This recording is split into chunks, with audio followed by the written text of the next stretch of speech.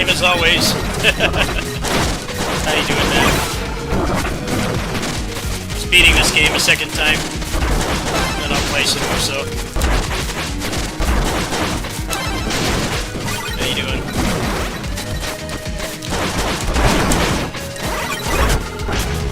It's the end of the game.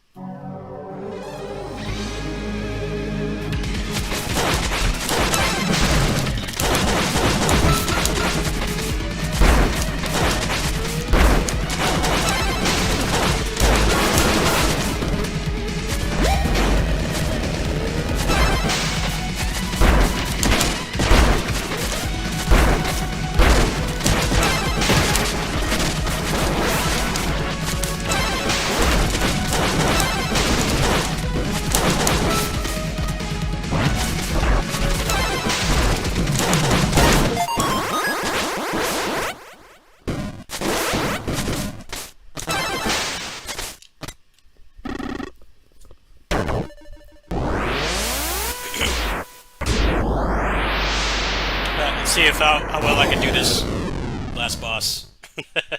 The second phase is pretty rough. You can't really hit him that easily. At least not the way I'm playing. I think I got a good strategy. We'll see how it works.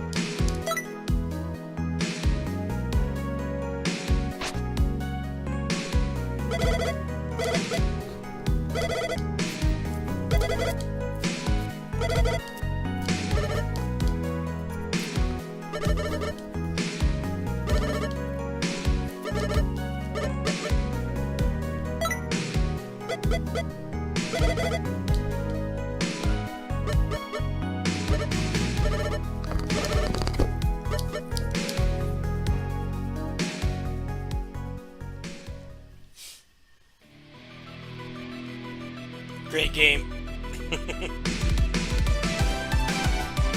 Great game.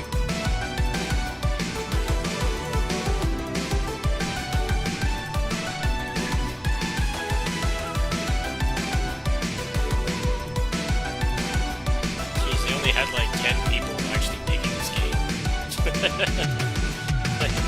Like, everyone else either just did translations or they were the publisher. It's only made by like 8 people. That's nuts, man. Such a high quality game. I guess that's why it took so long to come out. Kinda gotta take these indie game credits at face value, because it's usually only people at the top that actually made the game.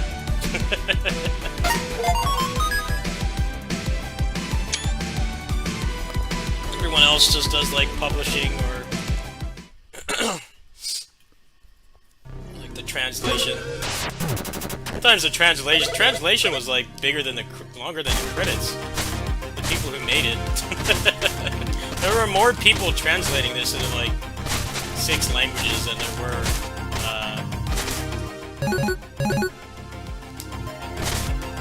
were who like actually made the game. Very small team, excellent game. I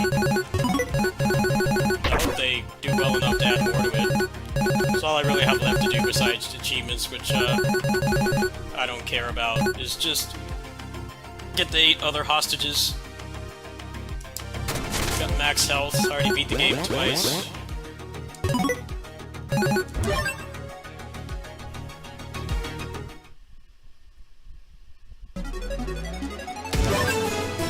Wish these guys a lot of success. It's an awesome game. There's definitely some things about it I don't like, but it's still a really great game. So what's circuit mode?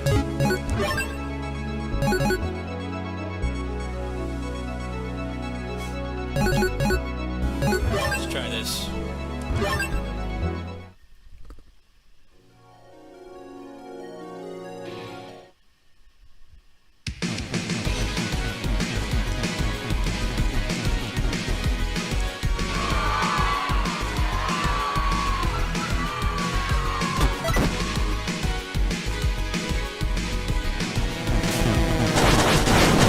For the most part, yes, but it doesn't have the same momentum as Mega Man Zero.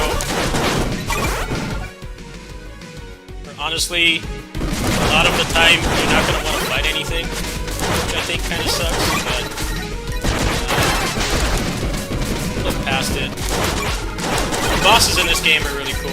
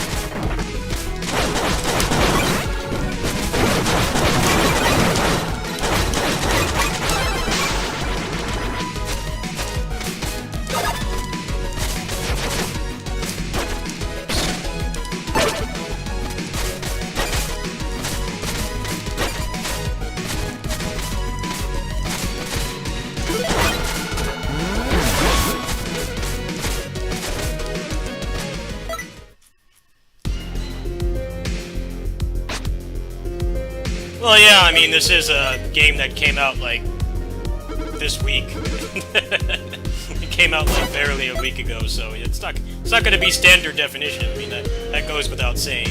But, it takes a lot of the good things from Mega Man Zero. Like, the boss fights and how the combo system works is really cool.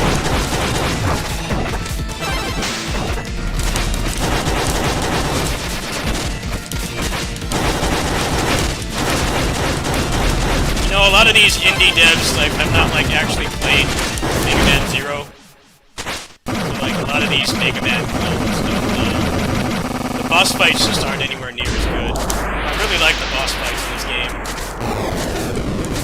It's basically the same as the Mega Man Zero combo system, it just functions differently, that you have to use different moves on them.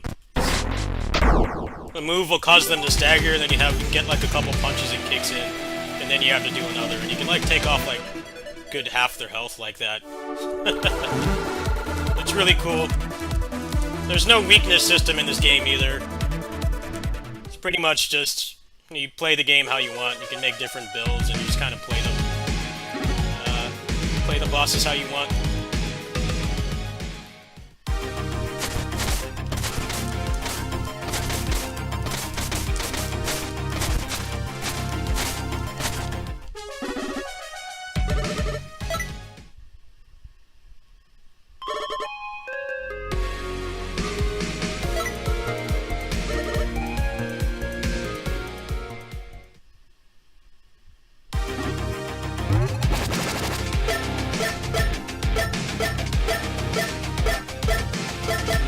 Understand circuit mode. I'm gonna go back to New Game Plus, just play that.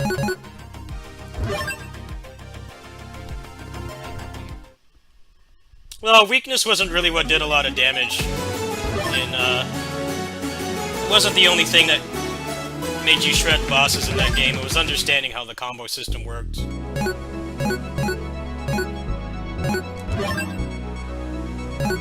And it was basically just attacks had different values, and if you chain them together when you had a big opening, then their invincibility frames did not kick in. In this game, it's pretty much the same. Main difference is you have to chain different moves together to stagger them, and then once they get to half health, they will always burst out and they'll do their like I'm pissed off attack. But so generally you don't want to spend too much bar on the first phase. On the second phase, after they do their I'm pissed off attack, kind of just kill them. If you have your build set up, which is really cool. It would have been boring if you just kind of just stood there and punched them, but no.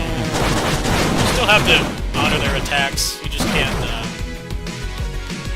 can't do a lot of damage without comboing, pretty much.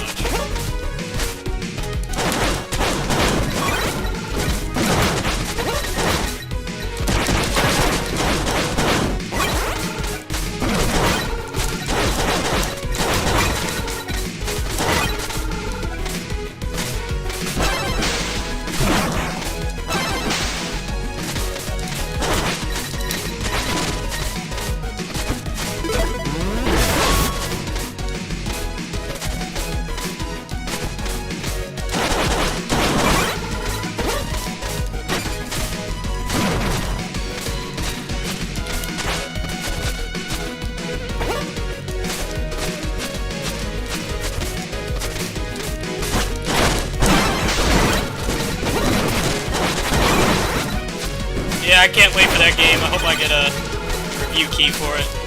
I'm really looking forward to it. I think more people are interested in seeing my thoughts on that instead of this game, but I'm a big Mega Man fan too.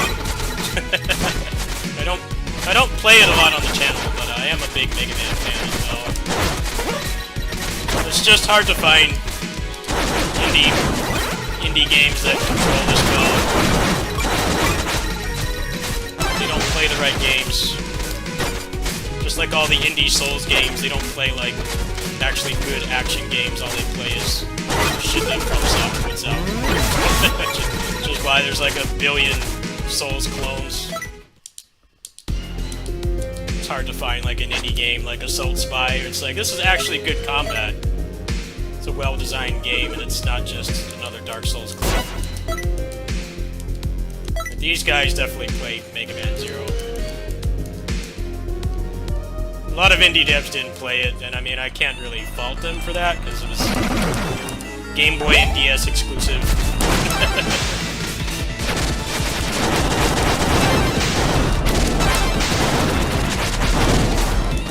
Most of them only played original Mega Man and X. So now we got a good Battle Network clone, and one step from beating it. And now we have a good Mega Man Zero in this game, Gravity Circuit. Then Mega Man X, we have 20XX and 30XX. I feel like original Mega Man is so basic. Basically, any halfway decent indie platformer could be considered an original Mega Man. But yeah, we pretty much have a good clone for all the main like sub-franchises. Mega Man Zero was the glaring missing one.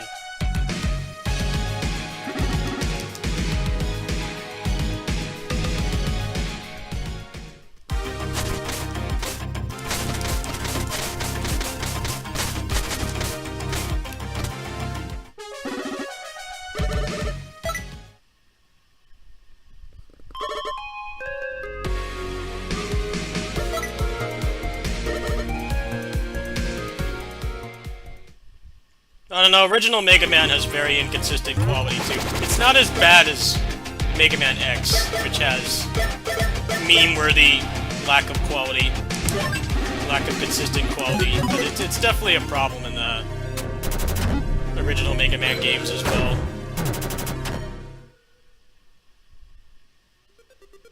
Mega Man 6 is just doesn't really feel like it does anything interesting, and a lot of the cool weapons and stuff, most of the weapons just shoot straight. Transforming into the mech mode was like kind of pointless as well. Mega Man 8 is slow as molasses. Mega Man 8 has beautiful graphics, but I never really liked actually playing it much. It's nice to look at the sprites, and I felt like it played worse than the old games. The 9 and 10 just kind of... they played it too safe. Played it too safe and cheap, and same sprites again for like the 15th time. You gotta remember, they used those sprites for the Game Boy games too. They made like 5 or 6 of those, so it's like the 13th time they used those sprites. I was really sick of it at the time. They're still good games, but they just didn't push things forward. Felt like at that point they're just like, hey, you can get a new Mega Man game. You guys keep asking for Mega Man games, but we're just gonna use the same sprites again, and it's gonna have like a $3 budget, which is not what people wanted. They wanted like a proper evolution. We didn't get that.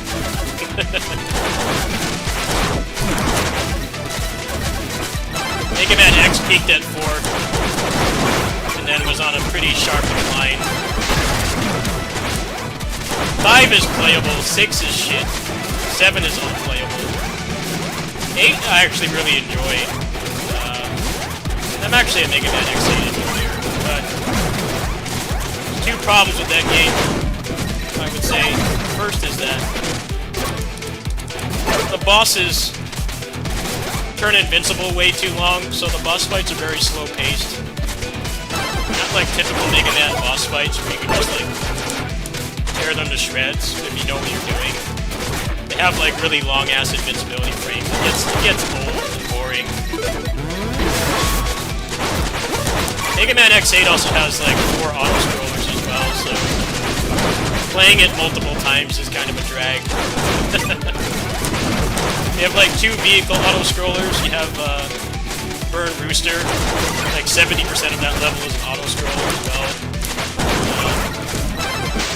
They tried to have more material replay value in that game than the previous games, because they had, they had the gear system and different characters you could play, and the armor you can customize was like really cool, but it felt like all that kind of didn't matter because there were so many damn auto-scrollers. 8 is a good game. Anybody who says it's not a good game,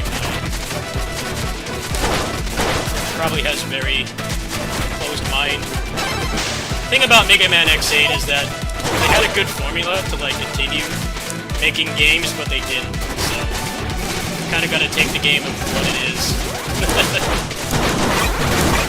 Like they were back on track, like actually making decent Mega Man X games again after like 3 stinkers, but nothing really came of it, which is kind of the bad part. There was no future for it past that point, because sales just went lower and lower because they kept putting out shitty games. I mean, it's Capcom, for Pete's sake. You kind of expect them to have a quality standard. When they don't meet it, you're not going to buy the game. I mean, that's what happens when you're a successful video game company. Mega Man X had anything but consistent quality all over the place. To give you an amazing game like Mega Man X4, and then you had to wait until... Pretty much had to wait until X8 to get a decent game again.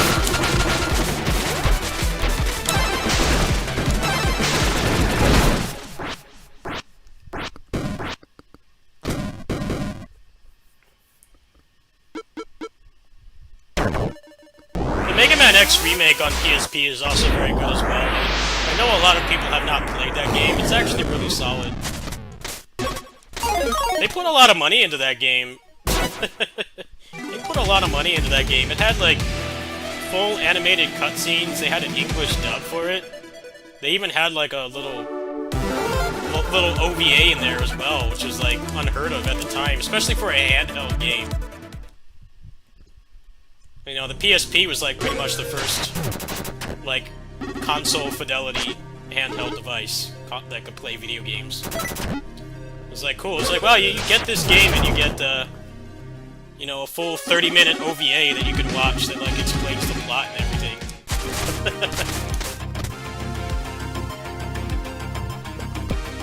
It's just the PSP didn't really have a lot of, normie-adjacent games, so I definitely heard it. And Mega Man Maverick Hunter X is a good game. It's a shame that they don't have it on, they don't have it in the X collection. It's kind of bullshit that they don't. They should have it in there. I guess logistically they couldn't be bothered to make an emulator for literally one game. Because there were supposed to be other Maverick Hunter X games as well. That was the rumor, but the sales weren't good enough. You know how Capcom is. They expect everything to sell a more billion copies, and if it doesn't, they think that nobody wants it. So that's what happened with that. Yeah, Maverick Hunter X is really solid. It's definitely one of the better, like, remakes of a legendary video game, I would say. I don't know how much the graphics hold up, just because it's early like, 3D.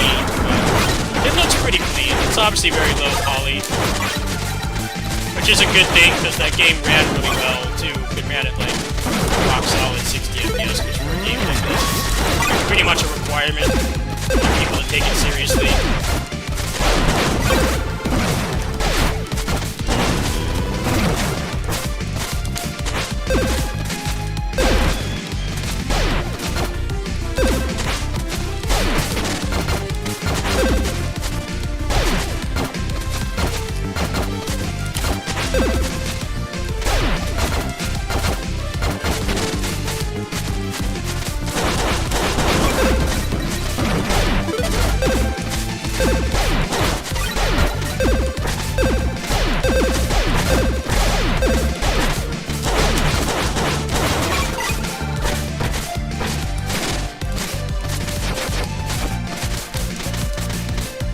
I think the other thing about Maverick Hunter X is they were expecting it to sell a more billion copies when they put out like 3 shitty Mega Man X games in a row for years. They put out shit games for years, and they're shocked that people like aren't wanting to blow their money on a new one. Especially back then, YouTube was like just barely starting out back then. You could rely on channels like mine that specialize in a specific type of game to tell you like, no, this isn't worth your $60, or you know, for $20 this game is a steal, or like wait for a sale. You had to just buy it blindly. Which didn't help things either. But you reap what you sow. You put out so many shit games in the series. People aren't going to be like super excited to buy a new one. I think the platform it was on was mostly irrelevant. Battle Network games did really well. And those games couldn't be a farther departure from the gameplay. The Mega Man gameplay basically doesn't exist in those games. It's more of like a Pokemon deck builder kind of thing, but with real-time like action decision-making combat.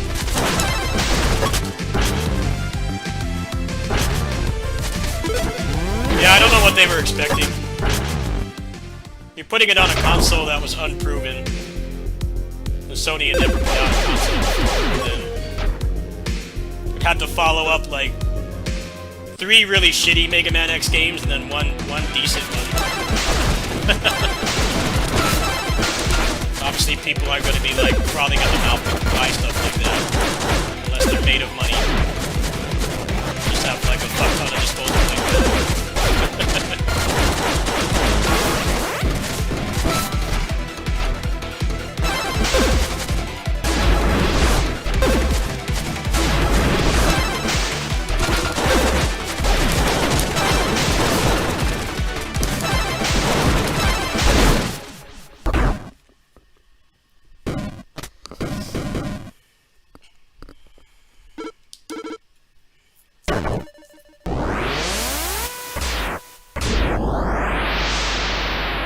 It's funny that Mega Man Star Force backfired for like the same reason too. Apparently Star Force was like really dumbed down compared to Battle Network, and then also they went with 3D graphics, which made the game look like 1,000 times worse, because the art style in Mega Man X was super clean, and the Battle Network games was super clean. And like the DS had the worst graphics. The DS was basically a portable N64. It's just ugly as sin. Like, those are the graphics that aged the worst. They only did 2 Star Force games, and then they killed that franchise just like overnight. They killed that shit fast.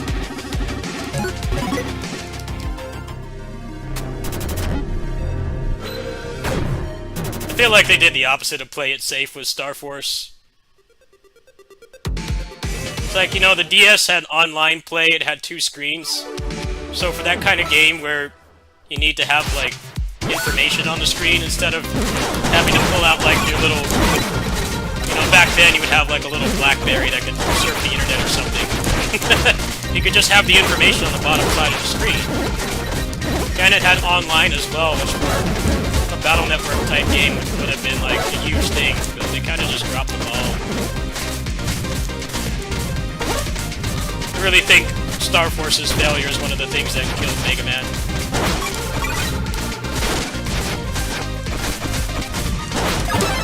I mean, the ball was in their court, really. They had a console that could do wireless play, which is one of the reasons why Pokemon remained popular. Because when you think about it, people who grew up with Pokemon, meaning they were in at least middle school, like 5th, 6th grade when Pokemon came out. You know, by that time it had been like 10 years, so friends start to drift away or move away and stuff. That was like one of the big attractions of Pokemon, is that you could play with your friends and you didn't have to physically be there with them. They fucked that up too.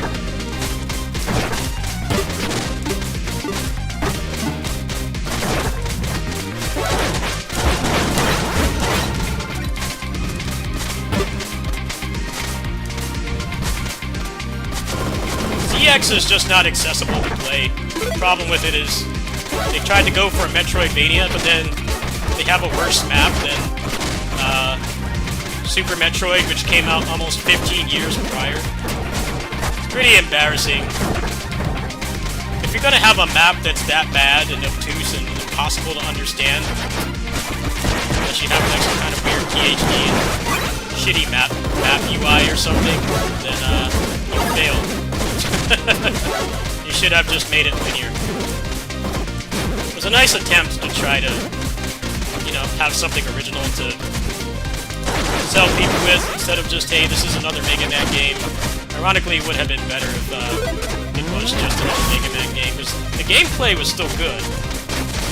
It's just...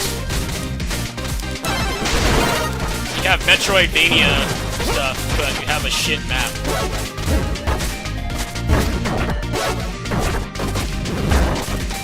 Transforming into the villains was stupid in the second game as well. The same problem as Beautiful Joe 2. Most of them sucked for combat. They were really only good for solving puzzles, which was the problem with Beautiful Joe 2. They made a big deal out of the fact that you could have multiple characters. You know, 2 characters you control instead of just 1. But anything that involved combat, you just switched to Joe. Sylvia was useless. Outside of solving puzzles. They basically just made a character solve puzzles. It's just not a bad thing. It's not like it's bad. It's just, if you're gonna give me another character, they should bring something unique to the table besides just being a glorified puzzle solver that you can control. So same problem with Castlevania Portrait of Ruin. Charlotte sucks at fighting. Her only purpose is to cast spells that love you and solve puzzles. That's it. She serves no other purpose. Because they went out of their way to make her suck at fighting. It's completely impractical.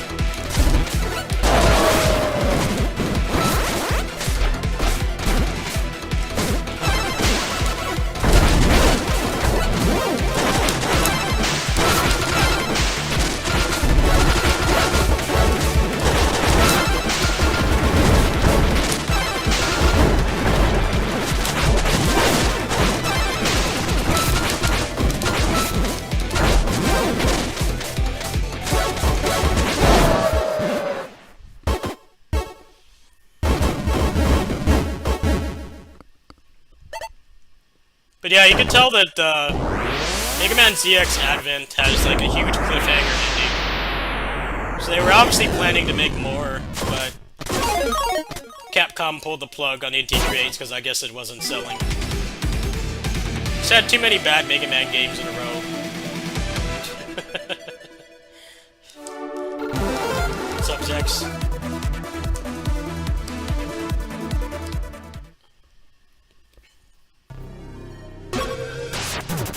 I think ZX actually sold pretty well. I think it did better than the Star Force games, but as bad as game journalism was back then, and you didn't have very many YouTube channels like mine to really educate you from somebody that like actually plays the games.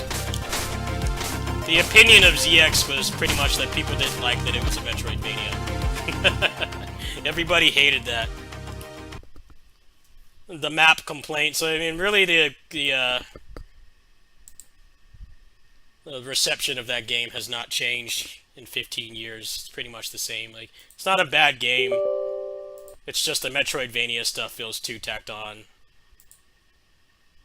and they give you the worst map known to mankind.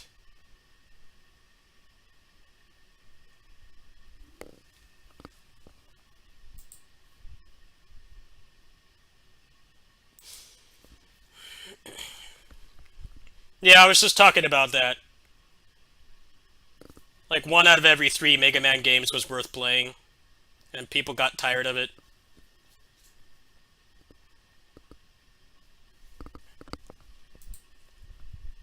Can't expect people to even want to give Mega Man X8 a chance. I think that game is legit good. It has its problems, but it's something that they could have expanded upon in a different universe, I'm sure. It's just... there were like 3 shit Mega Man games in a row at that point, so people weren't exactly frothing at the mouth to go buy another one, which makes sense. They kind of go through that with Call of Duty and Assassin's Creed right now. They make 1 billion of those games.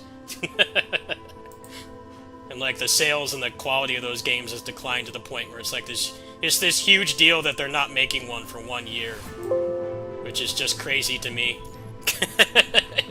Because I've gone like over a decade with some of my favorite series even remotely seeing the light of day. Like, yeah, it's this massive deal that they haven't put out a Call of Duty or Assassin's Creed.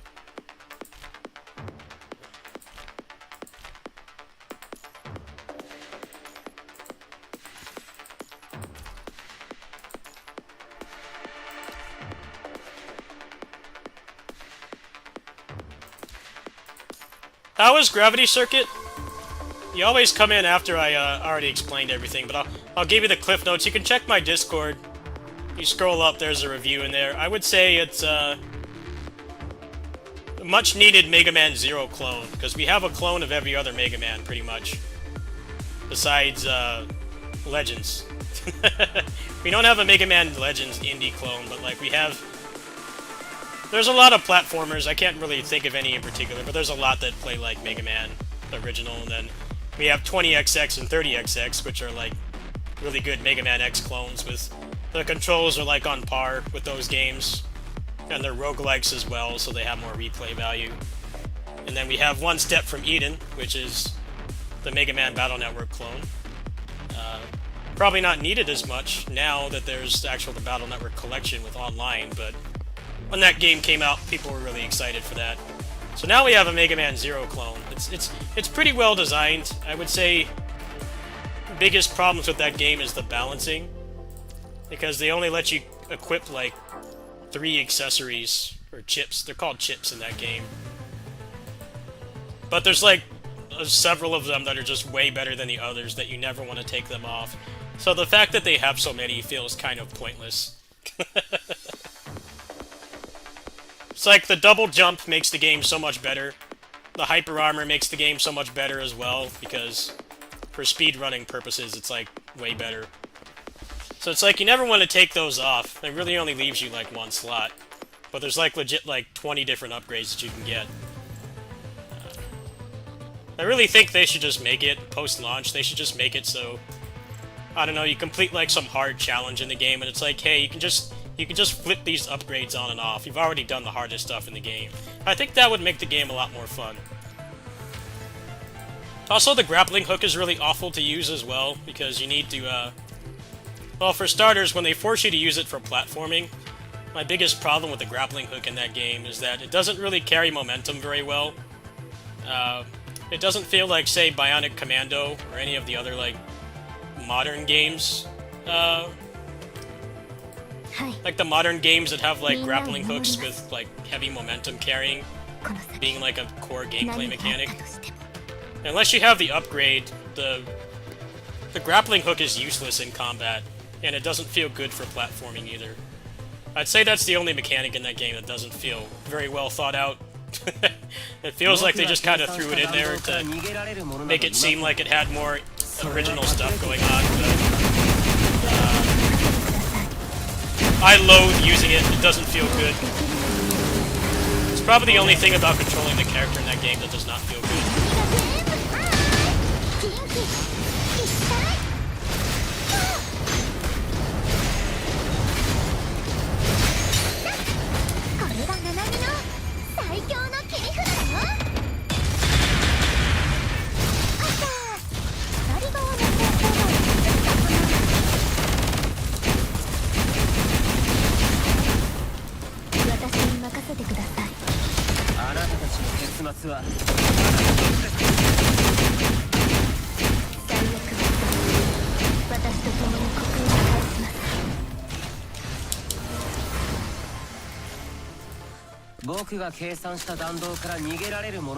It's the fact that they only have 3 slots that's the problem. The fact that they only have 3 slots is kind of what makes the gear system feel relatively pointless. Because there's just stuff that leaps and bounds better, so...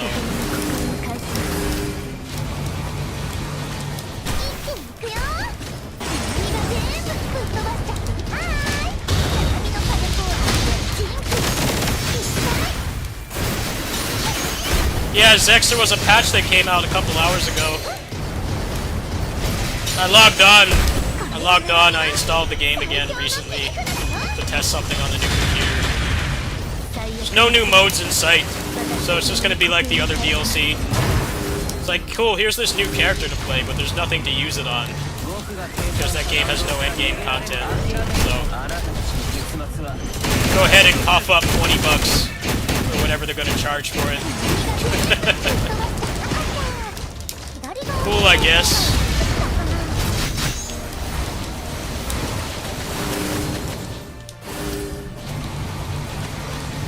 I just don't understand what they're doing with that game. It's like, I know that with One Piece, the games, they're kind of like really... The Musou games, at least, are heavily limited by, you know, what the author is doing. I get that. But, you know, it's not a competitive game, right? It's not a competitive game, so having new characters just does not have the replay value that, like, you know, a fighting game has. It's a big deal when you add, like, a fighting game character to a fighting game, or, like, you know, a hero shooter or a MOBA. It, like, changes the meta, right? It's a big deal.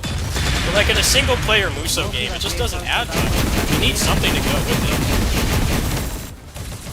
It's like a burger with no patty. It's like, cool, I guess, but, you know, I got all the achievements in that game, which is rare for me, in, like, 2 weeks after the game came out. I haven't had anything to do in that game since. So, I'm not, like, really frothing at the mouth to go buy more DLC, because there's nothing to use it on. And I guess they don't have a new game ready, so what they're doing is they're just propping up the corpse of Pirate Warriors 4 again. Very strange.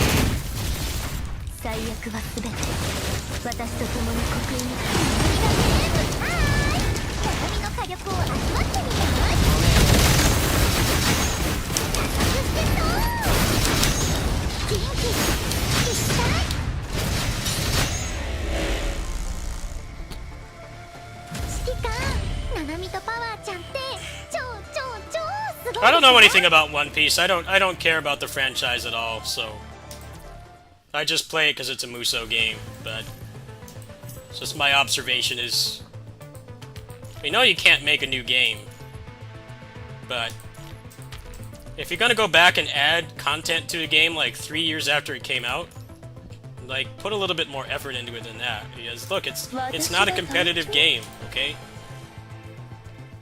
There's no, like, capture the flag or MOBA stuff in that game, like... You don't have the luxuries of competitive video games where just plopping a character in a new, like, battleground or whatever is, like, this big content drop. In a single-player game, you need a lot more than that.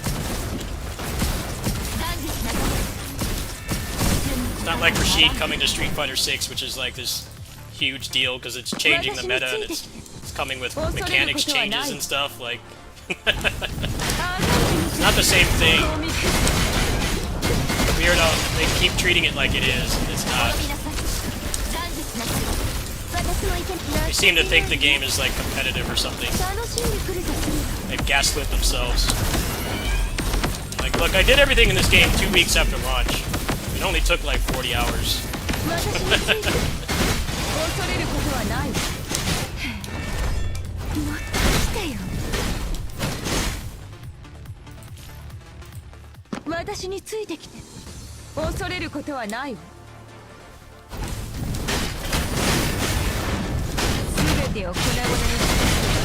私も行けます。了解です。もっと来てよ。情けないよ。楽しんでくるとするよ。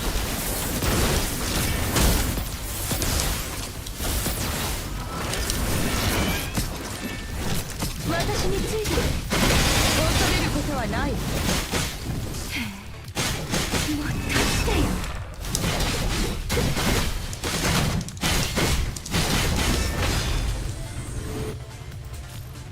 I don't like the One Piece art design.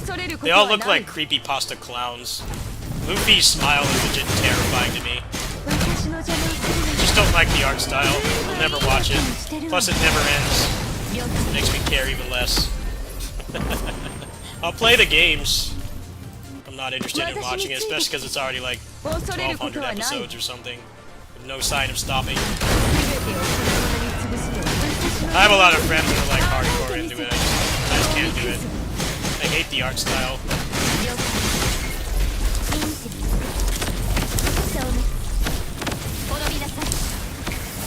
I just hate the smiles. They all look like lawn gnomes or like clowns.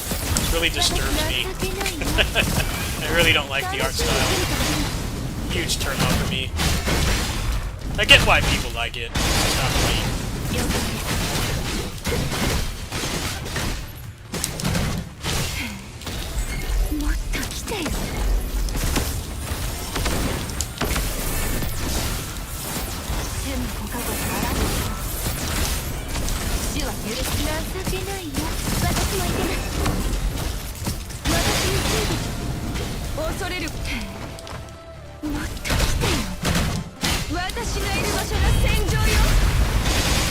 Well, that guy's gonna be writing that show, that manga for the rest of his life. They're not gonna let him stop.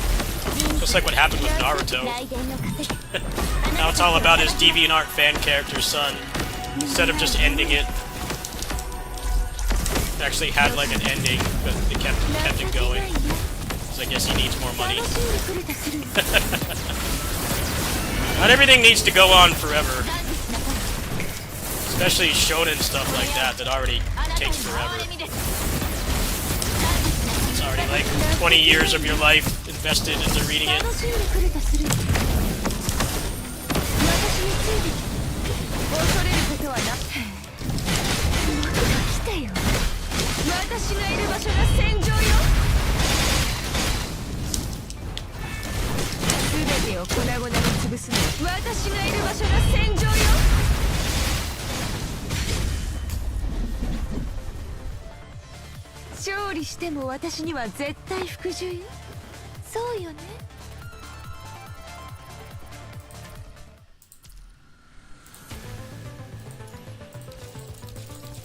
I think when the voice actors for Simpsons start to pass away, they'll probably stop doing it.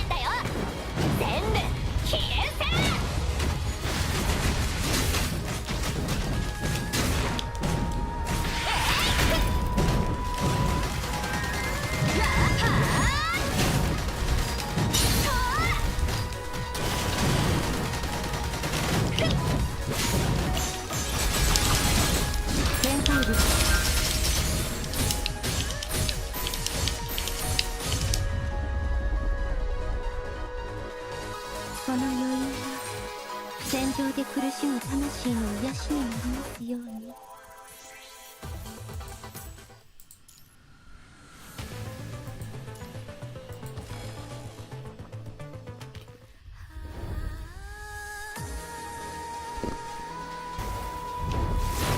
展開部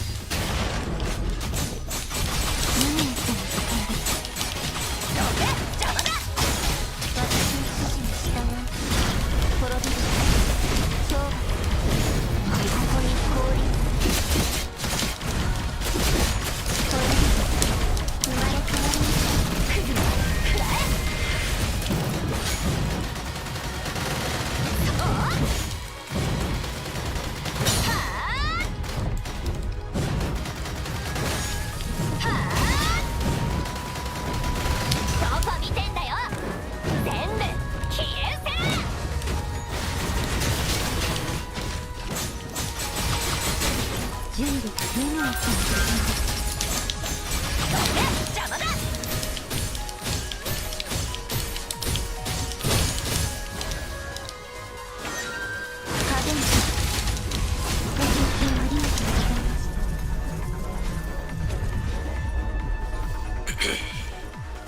これが昇格ネットワークの力よ。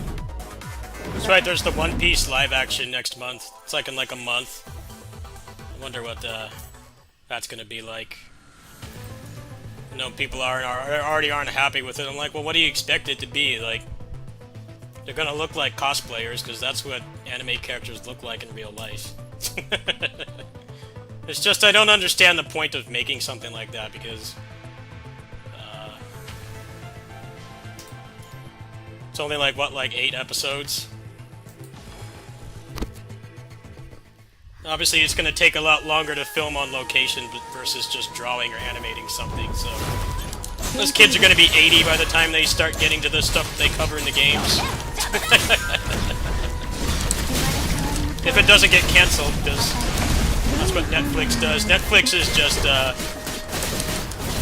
they do the Capcom test with their shows, pretty much.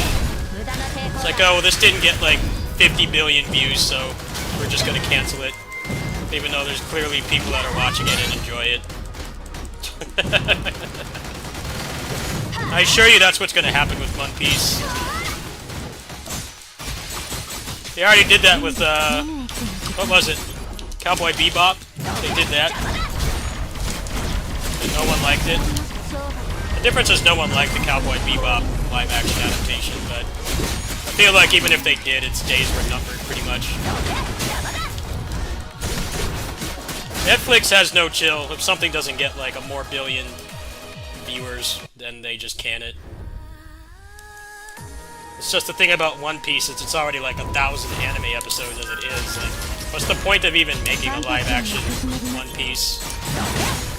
It's not something that you can abridge. I mean, the first One Piece Pirate Warriors game actually does kind of abridge the story up to that point, to a degree anyway. But it was still, like, longer than that TV series is going to be, the Netflix series. Sorry, significantly longer, the cutscenes in that game.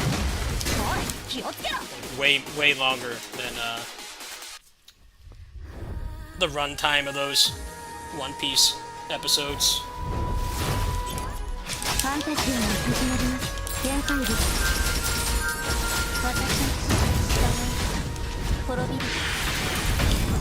Now the cast for the game for the show looks pretty awesome. They seem like really nice people, and they put their heart and soul into it, but unfortunately with Netflix shows that doesn't really mean anything. It means very little. It seems like it's got the most passion put into it compared to all of their other stuff, but I feel like the fact that people are like really pissed at Netflix to begin with is they've nerfed password sharing and everything, and then a lot of the shows people actually like get canceled because they don't pull in like Stranger Things numbers.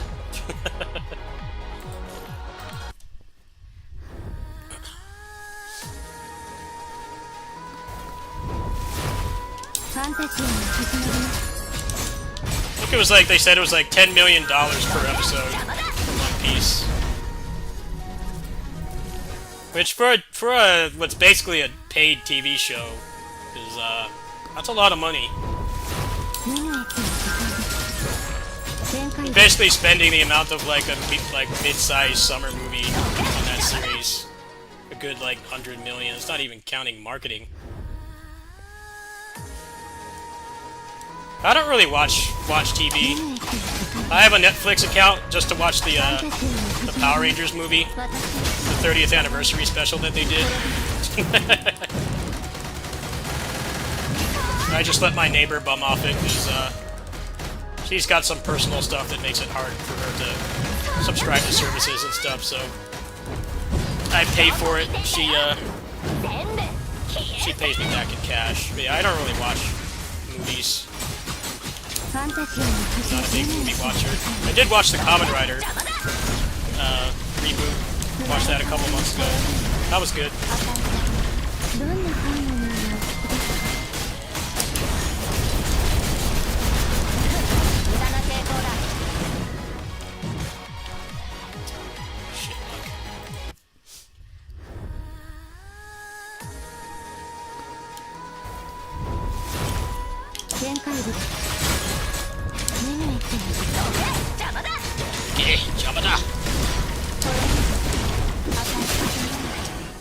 I'm gonna do this later.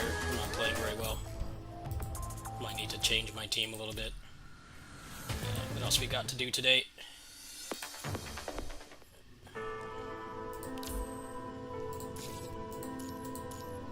Oh, damn it, I can't skip it.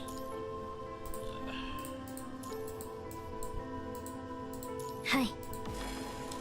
This is Punishing Grey Raven.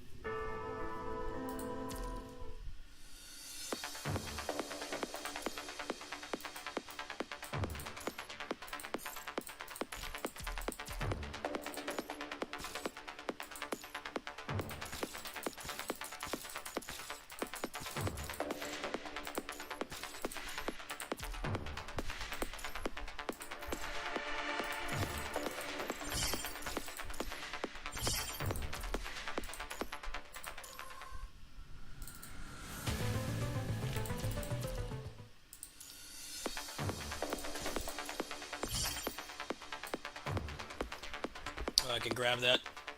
Grab that too, actually.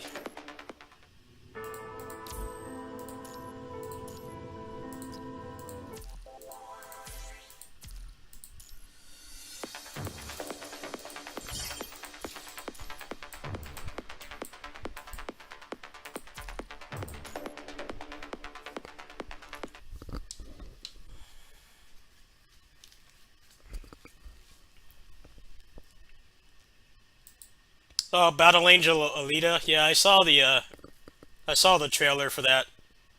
It's weird how they gave her the anime eyes and then everybody else is just a normal person. I'm like, why don't you just make... Why do you have to CG her face like that? Looks creepy. I swear, like, Hollywood still doesn't know how to do weeb adjacent stuff. They still like really struggle with it for some reason. That's why it's cool they gave us the Shin Kamen Rider movie. They didn't dub it or censor it or anything.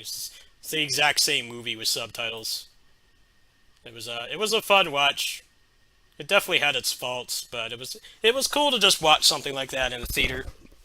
That was not tampered with in any way. My Japanese isn't good enough to know how good the subtitles were, but it was more than fine. It was cool to see them actually just do that. Like, hey, here's the same movie. We're not gonna sugarcoat anything, or if they eat like a rice ball or something, we're not gonna like digitally enhance a burger in there or something. We're not gonna edit a burger in there, or somebody smokes, we're not gonna turn it into a lollipop. Like, nope, this is the same movie they got in their country. It's just subtitled in English. That's it. And I wanted to support them doing that. It was an enjoyable movie. It definitely felt like a beat 'em up.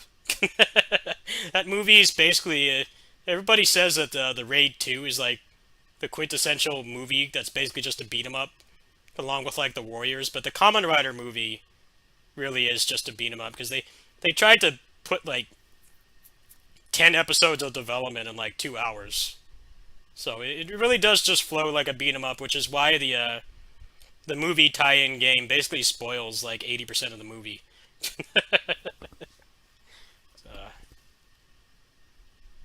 It's one of the better movie games I played for sure. Alright, I'm gonna get some Musou going here in a sec.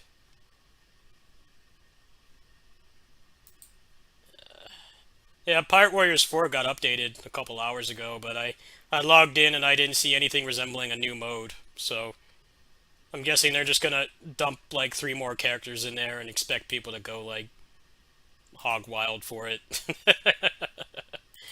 I'm like, I need a little bit more than that, sorry. Your game is not a roguelike or a MOBA or a fighting game where you can put like hundreds if not thousands of hours into it. Most people were done with it the first hour, the first week.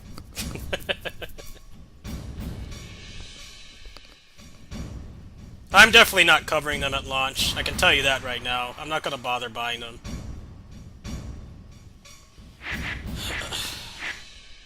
I'm not even sure if I'm going to buy Rashid on Street Fighter 6 because I've only played it for like 10 hours. I know I'll play the...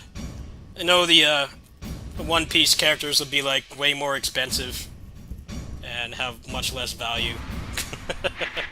Meaning I probably would max them out and make like a video for each of them and then just uninstall the game again. So I don't think that's worth my money.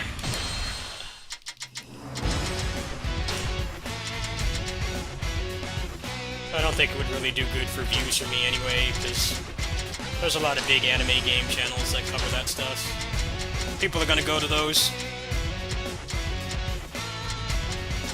Feel it's a good investment.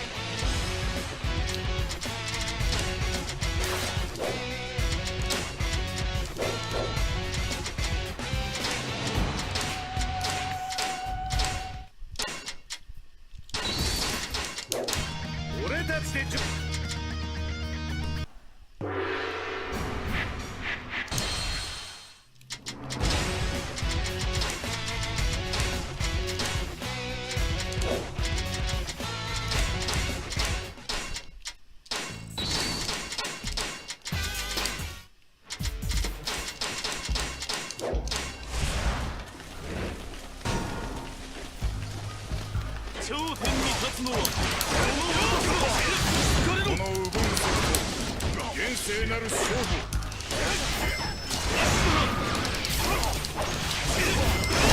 我が制裁を受けよ。ど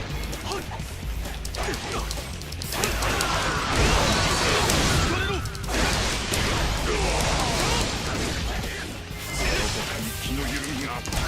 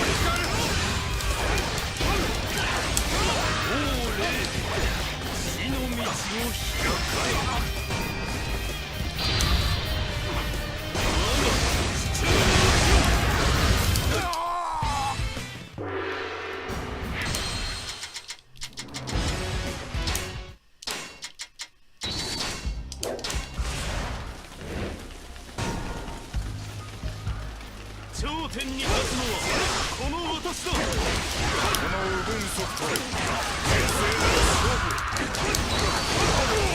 疲れろ。どこかに気の緩みがあるのか。天使を打ち取った。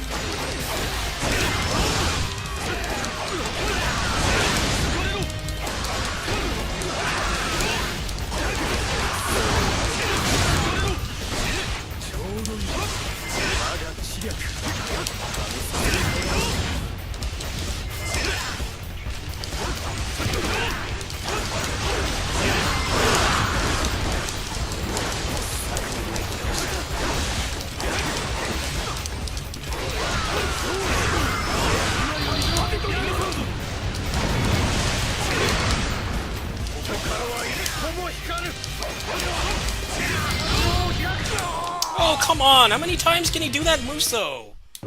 Hate that about this game. You do it like every 2 times you hit them. So annoying. I get if you're doing like a long combo, it's just random. I wanna like try the combos and I can't do it because they don't let me.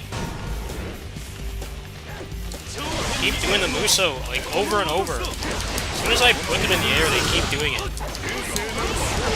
That's the obnoxious thing about this game. At least in Dynasty Warriors 7 Extreme Legends is like somewhat consistent. They just do it in this game and it's gonna piss you off the most. That's how this game works. Just tech out constantly. Let me have fun. At least like 20 hits or something. Something acceptable, not just... Nope. Walk out of the combo whenever I feel like it.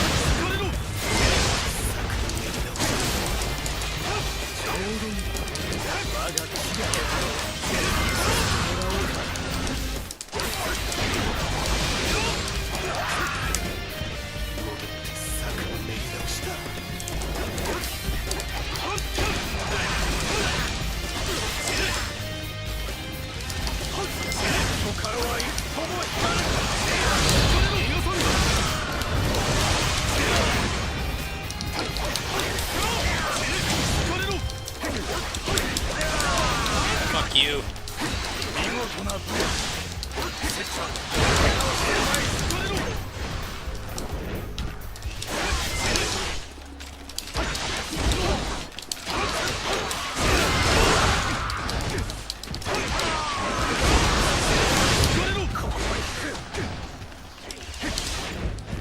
戦は知略でするもの。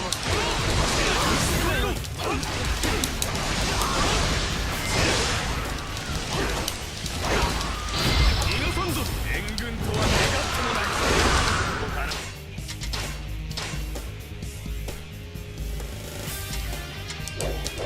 巻き返しましょうぞ。逃がさんぞ。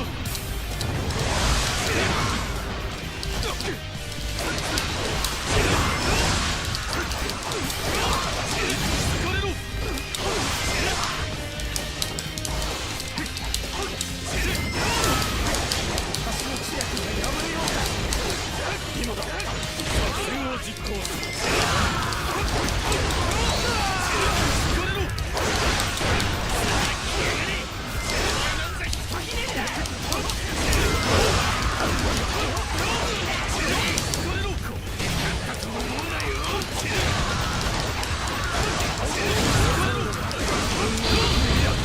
Again.